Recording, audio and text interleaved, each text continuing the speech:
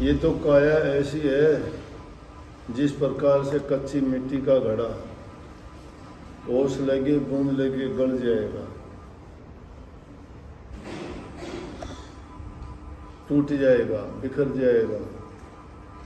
कण ही तो जोड़े हुए हैं। इंसान के शरीर में भी इसी प्रकार 5 तत्वों से ही बना है।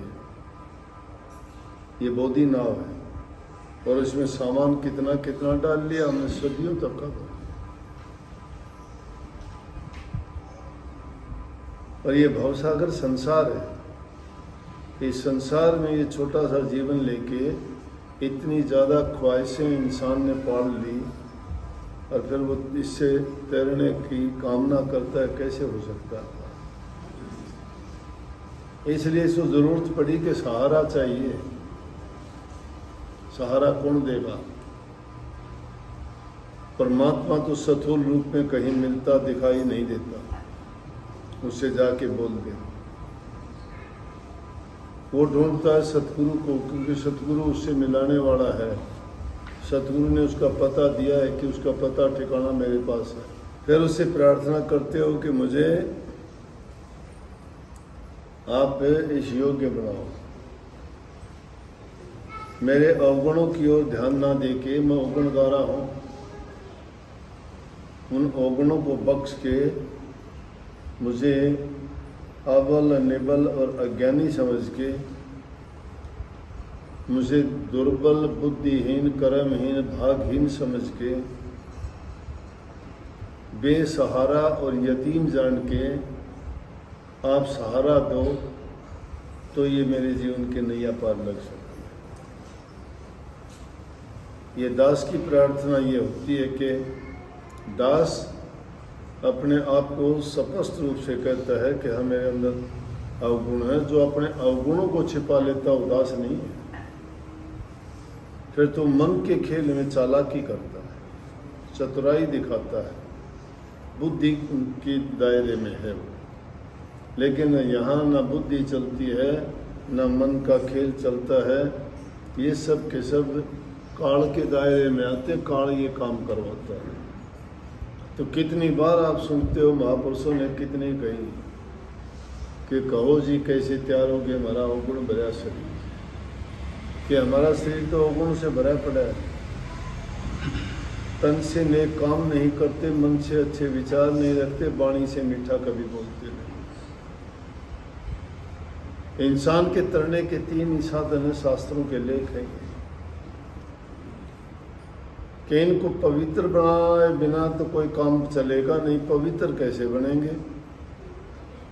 पवित्र तो तन की सेवा करने से तन पवित्र होगा, मन में अच्छे विचार अच्छे ख्याल रखने से मन पवित्र होगा, शुद्ध और मीठी वाणी बोलने से, प्रभु के नाम का सुमन करने से तुम्हारी जबान और तुम्हारी बोली पवित्र होगी।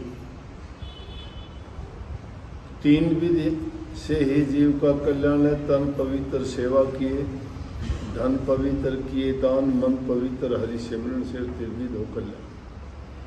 शास्त्रों के लेख कहते हैं ये। तो अपने जीवन में भी लागू करके देख लो। जो लोग सेवा करते हैं, कर्म है, पुण्य का कर्म है, नेक कर्म है, उत्तम कर्म।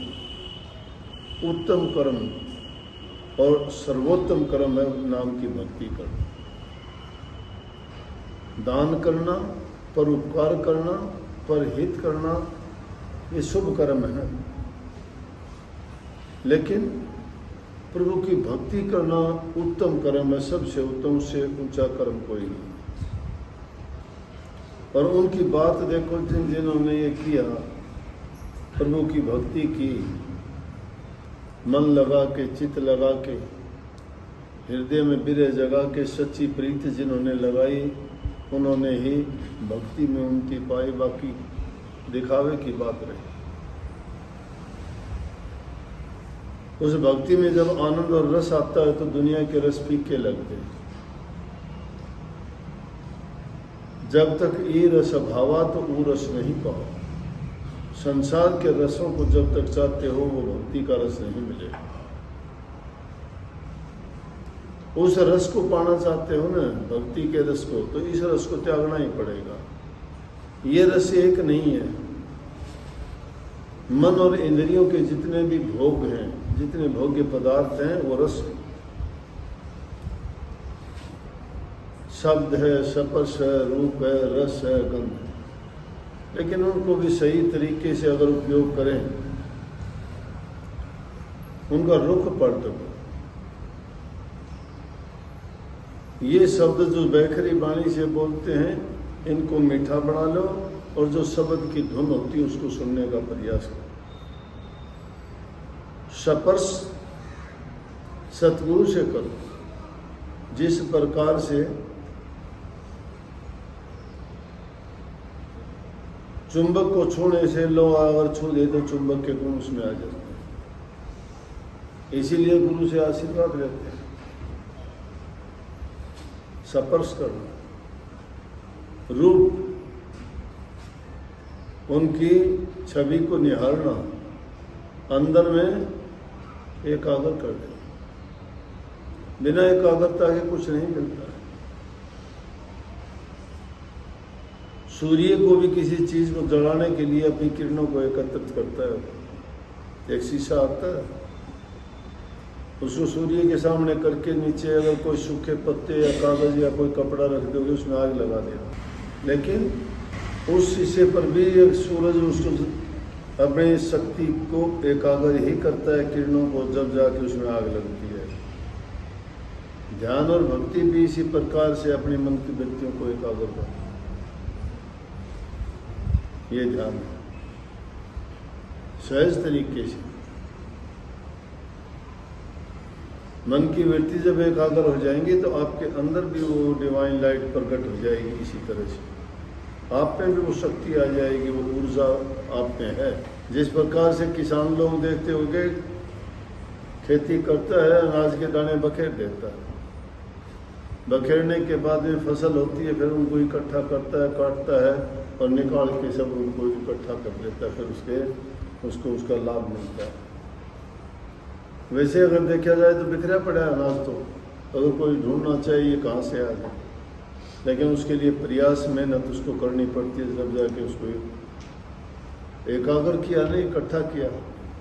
इसी प्रकार से मन की वृत्तियों का बिखराव जो बारी दुनिया में इन आनंदों में और रसों में बिखरा हुआ, उसको एकाग्र करना।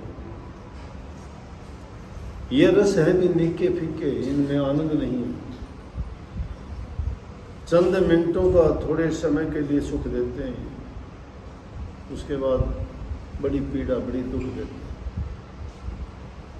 ये जितने रोने धोने दुनियादारी के हैं ना, ये उन रसों का ही परिणाम है। जो रस तुमने जवानी में, जोश में और मन के खेल में फंस के भोगे ना, उनका परिणाम कुछ दिन के बाद में जब मिलता है तो कहते हैं मेरे पैर दुखते हैं, मेरे हाथ दुखते हैं, मुझे रोग लग गया। कहाँ से लग गया वो, क्यों लग गया वो? उनका कारण ये, उन रसों का परिणाम है ये। वो रस जो लिए थे, वो आनंद लिए थे, उसका दुष्परिणाम है। वो चंद लम्हे ऐसे थे जिनमें तुम्हें रस आया होगा, आनंद आया होगा, जीभ का स्वाद था, सुनने का था, देखने का था, छूने का था, जो भी था। काम में फंसे, क्रोध में, लोभ में, मोह में, अहंकार आया, धन का आया, जवानी का आया, ऊंचे पद का आया, घर परिवार का आया, लेकिन खत्म हो गए देखते देखते, बदल गया। तो जब तक ये रस इंसान को मिलता, वो रस नहीं आता। और वो रस जब आ जाएगा ना, शब्द का रस, भक्ति का रस, वो उत्तम नाम का रस जिसको प्राप्त हो जाएगा ना, फिर ये लालसा खत्म हो जाएगा। आदमी जब तक जाता है, जब तक भूल में है, भरम में, उसको पता नहीं है। बच्चा आग को छूने को लाल दिखाई देती है, पकड़ने की कोशिश करता है, उसको पता नहीं है जलेगा, पता नहीं है उसको। लेकिन एक बार जब छू लेता है तो उसको अनुभव हो जाता है, हाँ ये आग है, इससे जल जाएगा। ये रस है दुनिया। जब तक उसके परिणाम को नहीं भोगते हैं, हम भी उस रस में ऐसे ही जाते हैं।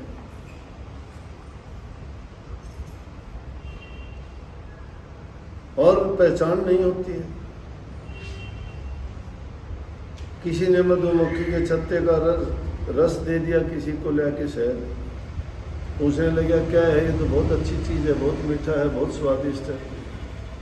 बोले भाई ये छत्ता होता है, किस तरह से मक्खियाँ बनाती हैं इसको थोड़ा थोड़ा लेके। उस रस के कारण वो ढूंढता फिरता है उसको, और जाके उसको मधुमक्खी का छत्ता तो नहीं मिला, लेकिन जो तत्व ये होते हैं वो दिखाई दे गया। पता था ही नहीं, पहचान नहीं थी, उसमें हाथ दे दिया, उसको उन्होंने काट खाया, इतने डंक मार दिए, बेहोश हो गए। ये है हालत इंसान की।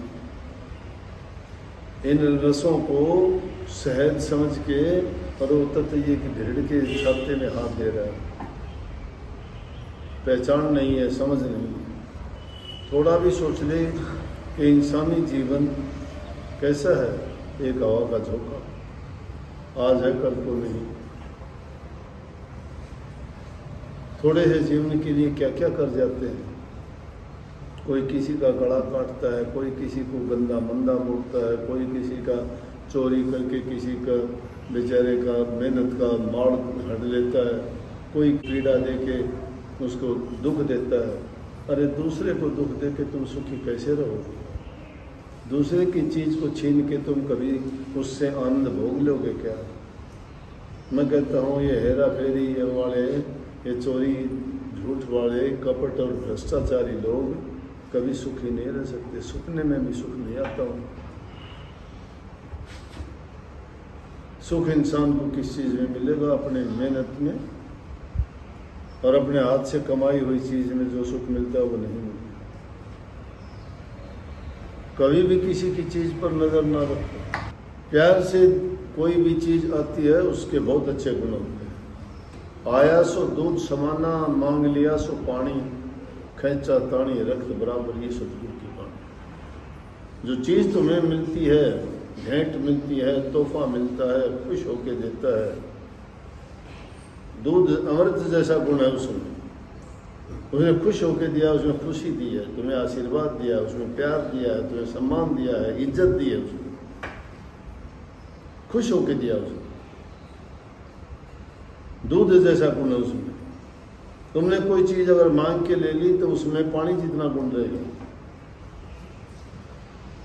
अगर मांग भी ली तो पानी जितना गुण रहेगा। सुबह सुबह ही कोई बात थी, मैं कहने लग रहा था कि कोई चीज़ मांग के लेना, चाय को दोबारा गर्म करके पीना स्वादहीन होती है, बस स्वाद नहीं रहता उसमें, वो मिठास नहीं रहता। मांग के अगर लेते, लेकिन मांगना कैसा? बिना जरूरत के मांगते हो। जरूरत है, भूखे हो रोटी मांग ली, कोई दोस्त मांग, प्यासे हो पानी मांग लो, जरूरत है तुम्हारी। लेकिन सब कुछ है, फिर उसके बाद हाथ फैलाते हो, फिर क्या है कि तुम्हारी नीयत खोटी है, जरूरत नहीं है तुम्हारी। मरता हुआ कुछ भी कर सकता है, आदमी को भी खा सकता है भूखे का, वो उसकी मजबूरी है। लेकिन एक आदमी पास सब कुछ होते हुए दूसरे को हड़पना चाहता है, खाना चाहता है, किस लिए?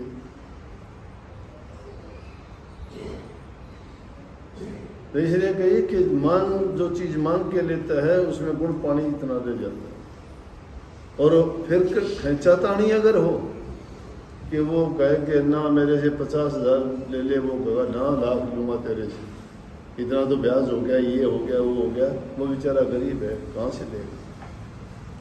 लेकिन उसको जब फांसी लगा के कहता है नहीं मैं इतने लूँगा, वो कहता है मेरे पास इतने नहीं है। तो उसे ले भी लिए ना तुमने लाख, तो यूँ समझ लो डूब गए तुम्हारे, तुमने लाख नहीं लिए, तुमने तो बहुत ज़्यादा और नुकसान कर दिया।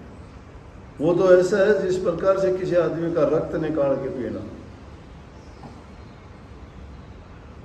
ये जीवन में रोज़मर्रा की बात है जिसको हम सोचते ही नहीं, सहज में होती रहती है, सोचते हैं ना कुछ नहीं ये होता है। लेकिन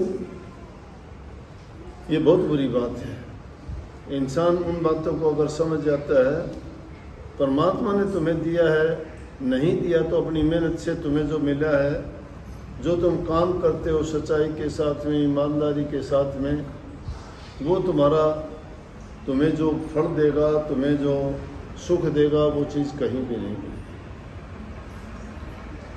वो हेरा फेरी से, चालाकियों से नहीं मिलती। संतों ने तो कही है, बहुत अच्छी बात कही कि मांगण मरण समान है, मत कोई मांगो भीख। मांगना मरने के बराबर है, मांगना मरने के बराबर है, मत मांगो। क्यों मांगते हो? वो मैंने पहले बता दी, नहीं हो तो तुम्हारी मजबूरी है। लेकिन जब तुम्हारे पास सब कुछ है फिर मांगते हो, तो संतों ने कहा मांगण मरण समान है, मत कोई मांगो भीख। मांगण से मरना भला, ये सदगुरु की सीख। साधु का मांगना नहीं है, भिक्षा है। वो संग्रह नहीं करता, पेट के लिए मांगता है, भिक्षा भिक्षा। संग्रह नहीं करता, किसी के लिए नहीं लेता, धन नहीं जोड़ता, प्रॉपर्टी नहीं बनाता, परिवार के लिए नहीं बनाता, भूख के लिए मांग के लेता। मांगना नहीं है। ऐसा मांगना अगले को सम्मान देना, इज्जत देना, उसके लिए एक पुण्य का काम करवाना में आ जाता है। तो कोई मांगण मरण समान है, मत कोई मांगो भीख। मांगण से मरना भला, ये सतगुरु की सीख कि मांगने से मरना भला। लेकिन आगे कह दी कि मांगता है वो इंसान। मैंने कही ना, जरूरत हो तो कोई दोष नहीं है, बिना जरूरत के मांगता है तो उस जैसा बुरा इंसान नहीं है। जिसकी मजबूर है वो आदमी, उसके लिए ये कह दिया कि मांगण गए सो मर गए। जो मांगता है ना, जरूरत वाला आदमी जिंदा थोड़ा है, ना मिलेगा तो भी मर गया। उसको मरना दिखाई देता है, इसलिए मांगता है कि मुझे देते, मेरे प्राण बच जाए। तो वो मर के मांगने के लिए जाता है। उसका पास कोई भी, जब उसका जोर नहीं चलता, कोई भी उसको उपाय नहीं सूझता, तब मांगने के लिए जाता है। और ऐसा जो मांगने के लिए जाता है ना, उसके मांगने में दोष नहीं है। मांगण गए सो मर गए, मर के मांगण जा, उससे पहले वो मरे जो होते कह देते। कहते हैं कि फिर जो इंसान के पास मांगने के लिए जाता है और वो चीज़ होते हुए भी उसको कहता है ना भाई ना, मेरे पास नहीं है, मैं नहीं दे सकता, तो उससे पहले मरा हुआ है। वो उससे पहले मरा हुआ है। एक ज़रूरतमंद आदमी जो तुम्हारे पास मर के मांगने के लिए अपने सब कुछ जो खो देता है तभी मांगता होगा ना। और फिर किसी के पास अगर कोई मांगने के लिए जाता है, उससे आस है कि मुझे ये चीज़ उससे मिलेगी, इसलिए वो ये ना सोचो वो तुम्हें बड़ा करने के लिए आता है, तुम्हारी इज्जत कराता है, तुम्हारे से परोपकार कराता है। जिसके पास होता नहीं उससे कौन मांगेगा? मांगता उसी से ना इंसान जो जिसके पास है, उसको आस लगी है उससे। और जिससे आस लगी है वो उसको निराश कर दे तो वो उससे भी घटिया हो जाता है। इसलिए अगर कोई तुम्हारे से मांगने वाला नहीं हो तो किसको दोगे तुम? मांगने वाला तुम्हारी इज्जत करने के लिए आता है। कोई आके कहता है मुझे ये चीज़ दे दे और हम नहीं देते और हमारे पास है, तो वो तुम्हारी इज्जत करने बिना कहे भी। हम वैसे तो पुण्य नहीं कर सकते, लेकिन कोई मांगने के लिए आ गया, दे तो दिया, लेकिन नहीं देते हैं तो हम उससे भी पहले मरे हुए। फिर आगे कही है कि वो मांगना मुझे भी स्वीकार नहीं है, मैं भी नहीं मांगूंगा। मर जाऊं मांगू नहीं अपने तन के काज, अपने तन के काज के मेरे शरीर के लिए नहीं मांगूंगा, मेरी जरूरत के लिए नहीं मांगूंगा, लेकिन परमार्थ के कारण आवन मोहे लाज। अगर कोई किसी का परोपकार होता है, परमार्थ होता है, किसी की जान बचती है, किसी की मदद होती है, किसी को खुशी मिलती है, वो चीज़ अगर हम उसको देते हैं ना, तो उसके लिए हमें कोई शर्म नहीं है, हम उसके लिए मांग भी लें। पुण्य करना बहुत बड़ी चीज़ है। ये नेक कामों में आता है, पर हित पर उपकार में आता है। लेकिन मैंने मांगने की कही थी बात कि किसी से मांगने में आदमी को संकोच आना चाहिए।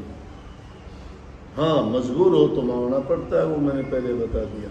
लेकिन सब कुछ होते हुए मांगते हो तो समझो कि तुम तो सब कुछ होते हुए भिखारी हो। संतों के दरबार के भिखारी अगर बनना चाहते हो तो उनसे नाम की भीख मांगो, शांति की भीख मांगो, भक्ति की भीख मांगो, अपने जीवन को सुधार की भीख मांगो, तुम्हारे नेक कर्मों के लिए भीख मांगो, तुम्हारे दुष्कर्मों को दूर करने के लिए भीख मांगो, तो तुम्हारा मांगना है। ये झोली उनके आगे इन बातों के लिए फैलाओ, इन संसारी पदार्थों के लिए फैलाते हो। आज एक मांगोगे कल को दूसरी चीज़ खड़ी हो जाएगी, परसों तीसरी हो जाएगी।